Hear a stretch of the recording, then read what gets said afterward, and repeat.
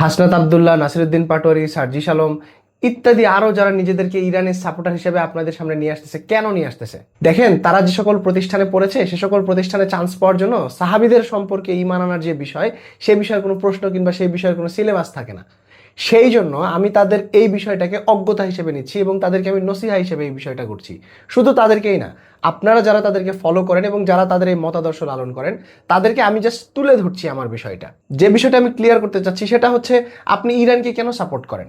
Iran হচ্ছে একটা শিয়া। শিয়া বললে আবার আপনি বলবেন মুসলিমদের মধ্যে শিয়া সুন্নি এরা আলাদা আলাদা দল করে ফেলছে, বলবেন না? খুব স্বাভাবিক। কিন্তু ঘটনা হচ্ছে, রাসূল সাল্লাল্লাহু আলাইহি সাল্লাম আসার পরও মানুষজনকে বিভেদ করে ফেললেন। তিনি কি মানুষজনকে বিভেদ করছিলেন নাকি হক আর বাতিল বিভেদ করছিলেন? তো যেটা বলছিলাম, সাহাবীদের প্রতি ঈমান আনার যে বিষয়, যারা রাসূল সাল্লাল্লাহু আলাইহি সাল্লামকে সাহায্য করেছে, যারা রাসূল সাল্লাল্লাহু আলাইহি সাল্লামের সাথে ছিল, তাদের প্রতি আমাদেরকে ঈমান আনতে হবে কিভাবে? তাদেরকে আমরা গালিগালাজ করতে পারি না, তাদেরকে আমরা ভালোবাসি।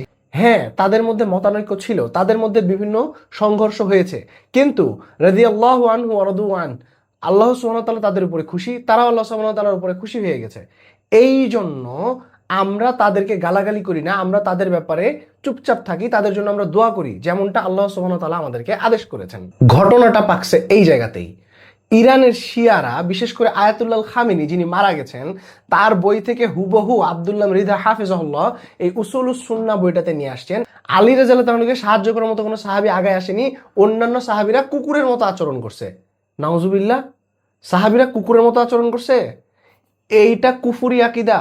এই আকীদার জন্য ইমামগণ, ইমাম আহমদ ইবনে হাম্বল সহ একাধিক, এমন কোনো বিপরীত ইমাম পাবেনই না, সবাই এটাই বলতেছে যে সে কুফরি করে ফেলছে, আর এই আকীদা তাকে কাফের বানিয়ে দেয়। আউযুবিল্লাহ। তো আপনি যখন ইরানকে সাপোর্ট করছেন, অ্যাট লিস্ট ইরান সম্পর্কে তো জানেন, ইরান সম্পর্কে আগে জেনে নেন যে সে কি, তাকে কেন সাপোর্ট করব।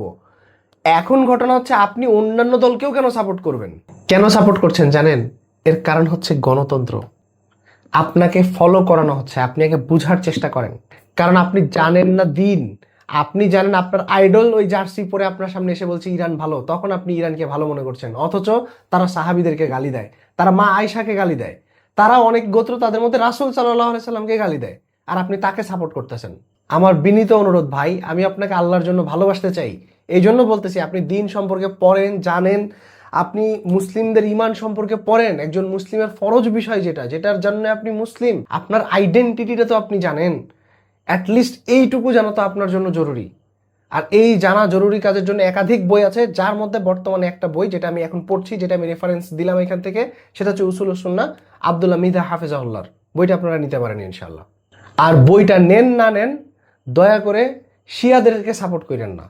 যারা সাহাবীদেরকে, মা আয়েশাকে, আমাদের রাসূল সাল্লাল্লাহু আলাইহি সাল্লামকে গালি দিতে পারে, এদেরকে আসলে কোন জ্ঞানে সাপোর্ট করবেন? তাদের জার্সি কেন পরবেন আপনি?